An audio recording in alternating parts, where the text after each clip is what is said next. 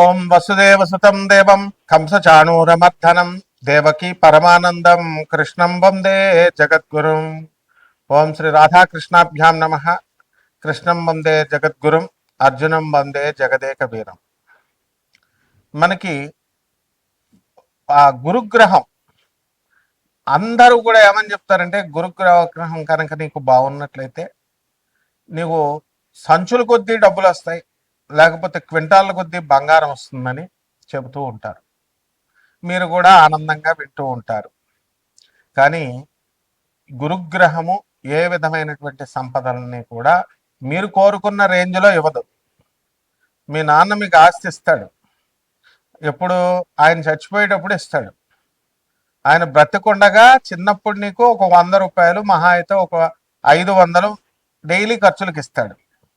ఆ విధంగా గురుగ్రహం ఏం చేస్తుందంటే ముందు నీకు బుద్ధి బలాన్ని ఇస్తుంది. అంతే తప్ప ఇట్లా సొల్లు కబుర్లు చెప్పేటటువంటి పండితులు అవనియండి, సొల్లు కబుర్లు చెప్పేటటువంటి జ్యోతిష్కులు అవనియండి, వీళ్ళని ఎట్టి పరిస్థితుల్లో వీళ్ళని రాహు కబళించినప్పుడు, కలిపురుషుడు దూరేసినప్పుడు అవతల వాళ్ళని ప్రలోభ పెట్టడానికి చెప్తూ ఉంటారు. ఇది గురువు యొక్క పని కాదు. వాళ్ళకే ఫస్ట్ గురువు అనుగ్రహం లేదంటూ ఇలా చెప్తున్నటువంటి వాళ్ళు. అటువంటి వాళ్ళ మాటలు వింటే మీకేమొస్తుంది అనుగ్రహం? కాబట్టి మన దేవతల గురువు అయినటువంటి బృహస్పతి ఎప్పుడూ కూడా మీకు చక్కటి ఆలోచన విధానాన్ని, నిజాయితీని, ఆ తర్వాత చక్కగా మీరు రుజుమార్గంలో వెళ్ళేటటువంటి విధానాన్ని ఇస్తారు. ఇప్పుడు మంగళికి డబ్బులు ఇచ్చారంటూ మంగళిని బ్యాడ్ పాపులర్ చేశారు. ఆమె తీసుకుందో లేదో తర్వాత సంగతి, ఆమె ప్రమేయం ఉందో లేదో తర్వాత సంగతి. ఆమె పేరు చెప్పి మరి డబల్ మీకు డబ్బులు వస్తాయి, సిమెంట్ ఫ్యాక్టరీ కడుతుంది, పబ్బు పెడుతుంది అన్నప్పుడు మీకు బుద్ధి ఉండాలిగా. నేను సిమెంట్ ఫ్యాక్టరీ అంటే అంత ఈజీయా పెట్టడం? అందువలన భూపతి రాజు, వెంకటపతి రాజు, డాక్టర్ బివి రాజు గారు పెట్టారు రాశి సిమెంట్, విష్ణు సిమెంట్. విష్ణువర్ధన్ రాజు వాళ్ళ కొడుకు నడుపుతున్నాడు ఇప్పుడు భీమవరంలో. ఆయన ఎంత కష్టాలు పెడితే అది పెట్టారో నేను దగ్గరుండి ఆయన్ని చూశాను. డాక్టర్ బివి రాజు కాలేజెస్కి మేము వెళ్తూ ఉంటాం. అలాగే మా తాతయ్య గారు డాక్టర్ ముల్లపూడి హరిశ్చంద్ర ప్రసాద్ గారు ఆంధ్ర షుగర్ ఫ్యాక్టరీ పెట్టడం ఎంత కష్టం? అంత ఈజీనా? లైసెన్సులు రావడానికి ఢిల్లీ నుంచి కళ్ళంట నీళ్లు పెట్టుకొని, అరే నా బామ్మరిది బోళబులరామే మాట విన్నాను, నేను విని అనవసరంగా ఈ ఇండస్ట్రీ రూట్లోకి దిగానేమో, నా పొలాలు నేను చూసుకోక అని ఆయన ఎంత ఇదయ్యారో మాకు తెలుసు. కాబట్టి మరి మీరంతా దురాశకి ఇస్తారు డబ్బులు. దీన్ని రాహు యొక్క ఎఫెక్ట్ అది. ఒక పనికిమాలిన జ్యోతిష్కుడు సంచుల కొద్దీ డబ్బులు వస్తాయి, సంచులు కట్ల కొద్దీ బంగారం వస్తుందంటే ఎలా నమ్ముతున్నారా మీరు? కష్టపడాలి, బాగా చదవాలి, మీ అమ్మ చెప్పిన మాట వినాలి. మీ నాన్న నేను పడ్డ కష్టాలు నువ్వు పడకూడదురా అని చెప్పేసి పాపం నేను బిజినెస్లో చిన్న చిన్న అబద్ధాలు, చిన్న చిన్న మోసాలు చేసి నేను కుటుంబ పోషణ చేయాల్సిన దుస్థితి మా నాన్న మాట నేను వినకపోవడం వల్ల నాకు ఈ పరిస్థితి వచ్చింది. నువ్వు ఆ పరిస్థితి తెచ్చుకోక నాయన, చదువుకోరా బాబు అని చెప్తాడు. అంతేగాని నువ్వు వేసుకొచ్చాయి, బ్యాంకులు దోపిడీ చేసుకొచ్చాయి, ఈ దొంగిలించుకొచ్చాయి అని తండ్రి చెప్పడు. కాబట్టి ఇదంతా కూడా ఆ గురువు పక్కన రాహుగాళ్ళు ఇలాంటి వాళ్ళు ఉంటారన్నమాట. వాళ్ళే ఈ కపట జ్యోతిష్కులు, కపట గురువులు అన్నమాట. ఎవరైనా సరే స్వామి వివేకానంద అది ఫాలో అవుతారా? స్వామి వివేకానంద ఎప్పుడైనా ఇలా చెప్పాడా మీకు? రామకృష్ణ పరమహంస, స్వామి వివేకానంద, ప్రభాత్ రంజన్ సర్కార్, ఆ తర్వాత చక్కగా మన ఆదిశంకరాచార్యులు వారు, రామానుజాచార్యులు వారు, రమణ మహర్షులు వారు ఎప్పుడన్నా ఇలా చెప్పారా? మరి ఇప్పుడున్న స్వామీజీలు నా దగ్గరికి వచ్చేయి, పూజ చేసుకో, కోట్లు వచ్చేస్తాయి, గోశాల పెట్టా నీకు మోక్షం డైరెక్ట్ ఇచ్చేస్తా, ఈ ప్రవచనకారులు ఇలా చెప్పేటటువంటి వాళ్ళు. లేకపోతే గోశాల అంటాడు ఒకడేమో గుళ్ళు కట్టానంటాడు, ఒకడు కాశీలో పెట్టానంటాడు. ఉన్న స్వామి వివేకానంద అనాథ శరణాలయాల్లో, ఈ యొక్క ఆర్ఫనేజెస్ లో, ఓల్డేజ్ హోమ్లకు మీరు ఇవ్వచ్చు కదా. ఉన్న వాటికి ఇవ్వరు వీళ్ళు కొత్తగా పెడతారు వీళ్ళ బ్రాండ్తో, పనికి మాలిన వాళ్ళు. కాబట్టి స్వామి వివేకానంద ఇటువంటి జగద్గురువుల యొక్క ఆశీస్సులను తీసుకొస్తుందన్నమాట ఈ గురుగ్రహం. కాబట్టి మనకి కోటాను కోట్లు కావాలి, దురాశతో వెళ్ళేటటువంటి వాడు ఎప్పుడూ బాగుపడ్డు. రజనీకాంత్ ఏ సినిమాలో చెప్తాడు? నరసింహ, నీది కాంతి నీ దగ్గరికి రాదు, నీదైంది నిన్ను వదిలి ఎప్పటికీ పోదు. నువ్వు ప్రయత్నించకపోయినా నీ దగ్గరికే వస్తుంది. ఇది సిద్ధాంతం నరసింహ. కాబట్టి చక్కగా ఆ గురుగ్రహం మనకి 19వ తారీఖు ఏప్రిల్ నెలలో స్వక్షేత్రగతుడు అవుతున్నాడు శుక్రగ్రహం. అలాగే మనకి ఈ యొక్క గురుడు కర్కాటక రాశిలోకి 2 జూన్ తర్వాత రాబోతున్నాడు. 31 అక్టోబర్ 2026 వరకు కూడా మనకి ఈ యొక్క కర్కాటక రాశిలో ఉండడం జరుగుతుంది. ఆ తర్వాత సింహరాశిలోకి ప్రవేశం చేస్తాడు 31వ తేదీ అక్టోబర్ నెల 2026 సంవత్సరం నుంచి. అలాగే ఈ యొక్క బుధగ్రహాన్ని మనం చూసుకున్నప్పుడు మనకి బుధగ్రహము 30 ఏప్రిల్ 2026 సంవత్సరం తర్వాత ఈ యొక్క బుధుడు మేషరాశి ప్రవేశం చేస్తాడు. అలాగే ఈ యొక్క కుజగ్రహాన్ని కనుక మనం చూసుకున్నప్పుడు మనకి కుజుడు చక్కగా మే 11వ తేదీ 5వ నెలలో మనకి కుజుడు మేషరాశిలోకి ప్రవేశిస్తాడు. అంతవరకు మీనరాశిలో 2 ఏప్రిల్ నుంచి ఉన్నాడు 2026 సంవత్సరంలో. ఈ విధమైనటువంటి గ్రహ మార్పుల వలన, ముఖ్యంగా ఈ యొక్క గురుడు శుక్ర గ్రహాల మార్పుల వలన, అలాగే ఈ కుజ బుధ గ్రహాల మార్పుల వలన, ముఖ్యంగా ఈ గురుగ్రహ సంచారం వలన మన 12 రాశుల వారికి కూడా ఏ ఏ రిజల్ట్స్ని ఇస్తుంది ఒక్కొక్క రాశి వారిగా మనం చెప్పుకుందాం. ఇవన్నీ కూడా గోచార రీత్యా మనం చెప్పేటటువంటి ఫలితాలు కోటాను కోట్ల మందికి. మరి విడివిడిగా మీరు తెలుసుకోవాలనుకుంటే మీ వ్యక్తిగత జాతకాలు చూసినప్పుడు మాత్రమే తెలుస్తుంది. కాబట్టి ఎవరైతే సీరియస్గా ఉన్నటువంటి వాళ్ళు, సీరియస్గా డెవలప్ అవ్వాలనుకునేటటువంటి వాళ్ళు, అంతేగాని గ్రీడీగా కాదు. మంగ్లీ దగ్గరికి వెళ్ళి 5 లక్షలు వేసాం 10 లక్షలు అయిపోతాయి, 5 కోట్లు పెట్టాం, ₹1,00,00,000 పెట్టాం, తర్వాత బ్లేమ్ చేసుకుంటే ఒక్క రూపాయి కూడా రాదు వాళ్ళందరికీ కూడా. నేను చెప్తున్నాను ఆ నవగ్రహాల సంచారం తెలిసిన వ్యక్తిగా. ఇప్పుడు కేసులు పెట్టారు, ఇవన్నీ చేసుకుంటున్నారు కదా, వాళ్ళు చూడండి ఆ కేసులో ఒక్క బాధితుడికి కూడా ₹1 కూడా రాదు. విజయ్ మాల్వియా కొన్ని వేల కోట్లు ఎత్తుకుపోయాడు, వచ్చినాయా?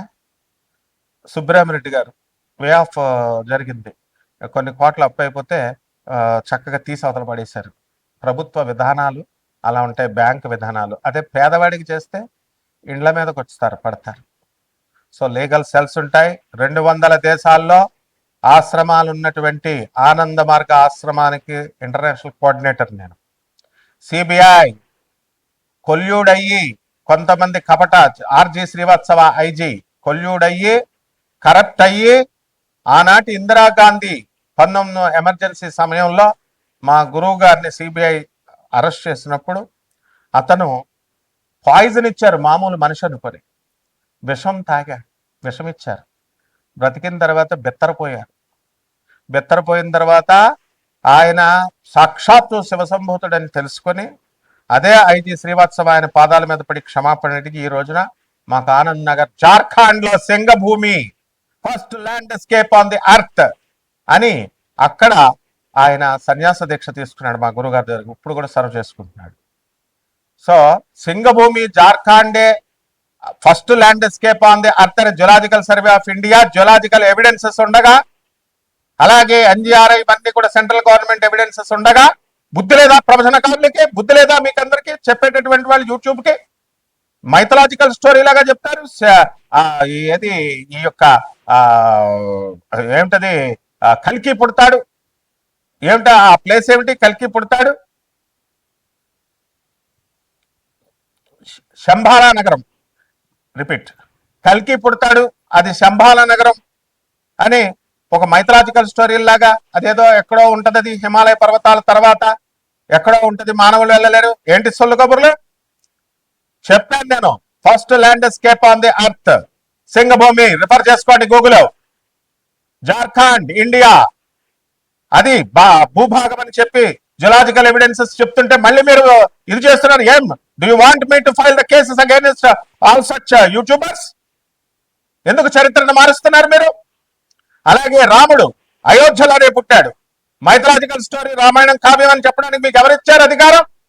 మరి పని పట్టలేక అయోధ్యలో రామాలయం కట్టారు, పని పట్టలేక భక్తులందరూ రాముడి వారి దగ్గరికి వెళ్తున్నారు. అలాగే మధురాలో కృష్ణుడు పుట్టాడు, దక్షాల్. మళ్ళీ కృష్ణుడు మైథలాజికల్ స్టోరీ భాగవతం అబద్ధం, భగవద్గీత అబద్ధం అంటూ కొంతమంది యూట్యూబర్లు రా మీరంతా. యూట్యూబర్లు మీరు ఉపాసకులు అవుతారా? మీరు భక్తులు అవుతారా? స్వామి వివేకానంద శిష్యురా మీరు? గురు పరంపర నుంచి వచ్చినటువంటి వాడిని నేను చెప్తున్నాను. రాముడు గురువు, రాముడు అయోధ్యలోనే పుట్టాడు, అదే సాకేతం. మధురలో కృష్ణుడు పుట్టాడు, అదే గోలోకం. రామాయణం అనేటటువంటిది కల్పితం కాదు, భాగవతం అనేటటువంటిది కల్పితం కాదు, కురుక్షేత్రం అనేటటువంటిది కల్పితం కాదు. యక్షిణీల గురించి మీకేం తెలుసురా? యక్షిణీల గురించి చెప్తున్నారు ఒక ఆర్గనైజ్డ్ గా, ఒక గౌరవప్రదంగా. నేను చెప్పుకొస్తే వేరే ఛానల్ వాళ్ళు వేరే గొట్టంగాల్ని చిన్న చిన్న వాళ్ళని పెట్టి యక్షిణీలు గురించి మీకు తెలిసినట్టు చెప్తున్నారు. మీరు ఉపాసన చేయలేదంటూనే మీకేం తెలుసు అసలు? ఎందుకు? How do you degrade the Hindu goddesses? So ఇవన్నీ కూడా మీరు చెప్పడం వల్ల, ఈ దురాశాపరులైనటువంటి ఈ జనం చూడడం వల్ల ఏమవుతుందంటే ఈ యొక్క మీకు రిజల్ట్స్ రావు. గురుగ్రహం చేసేది అదే, నిజమైనటువంటి జ్ఞానాన్ని చెప్పడం. గురు పరంపర అంటే ఆజ్ఞాపించాలా? గురువు గురు దత్తాత్రేయుడు ఆదేశిస్తాడు. It is an order. Adi శంకరాచార్యుల ఆది గురువు ఏమంటాడు? నా గురోరధికం, నా గురోరధికం, నా గురోరధికం ఇది శివ శాసనతః. శివుడు శాసించాడు. ఇదేమన్నా రాజకీయ నాయకుళ్ళు సీఎంలు పిఎంలు అనుకుంటున్నారు చెప్పడానికి? దిస్ ఇస్ ఆర్డర్, గురువు ఆర్డర్. కాబట్టి ఇక నుంచి ఎటువంటి మైథలాజికల్ స్టోరీస్ లాగా ఎవరు కూడా చెప్పకూడదు. అలా కనుక చెప్పినట్లయితే తప్పకుండా లీగల్ ప్రొసీడింగ్స్ కి వెళ్తాం.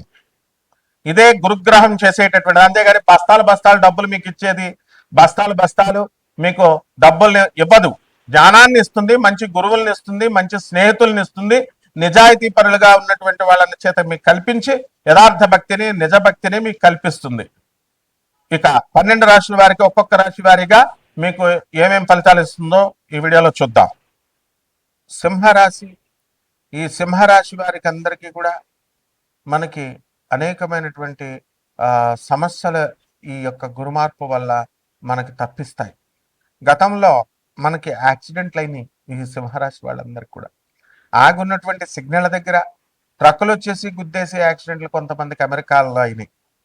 మరి ఆంధ్రాలో మామూలుగా బైకుల మీద వెళ్తున్నటువంటి స్టూడెంట్స్కి వాళ్ళ అవతల వాడు వచ్చి గుద్దేసి కోమాల్లోకి వెళ్ళిపోయినటువంటి సంఘటనలు కూడా జరిగాయి.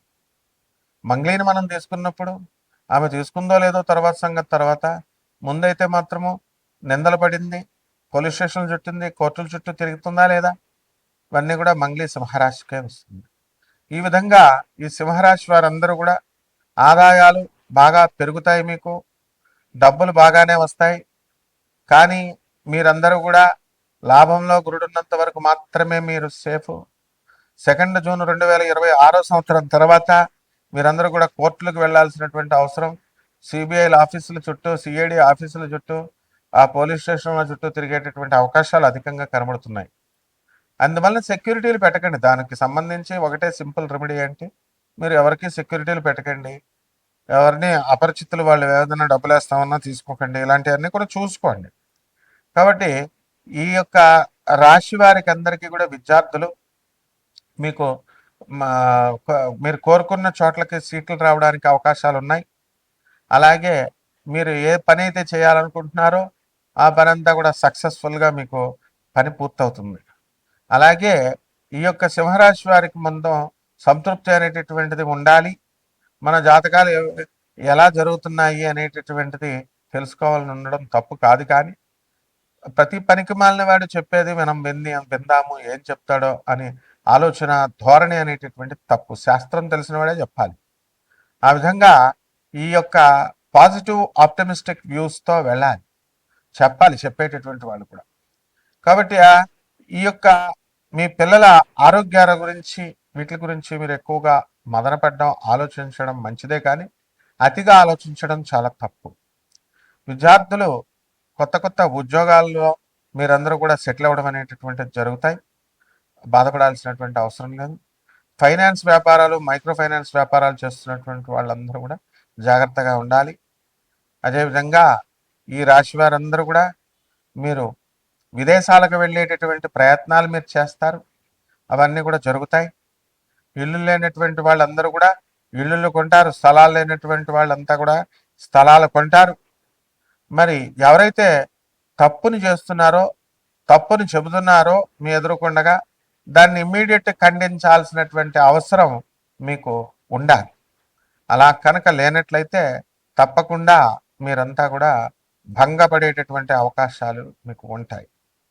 కాబట్టి ఈ రాశి వారికి వివాహాలు కానటువంటి వారికి 2 జూన్ 2026 సంవత్సరం లోపల వివాహాలు అవడానికి అవకాశాలు అధికంగా ఉన్నాయి.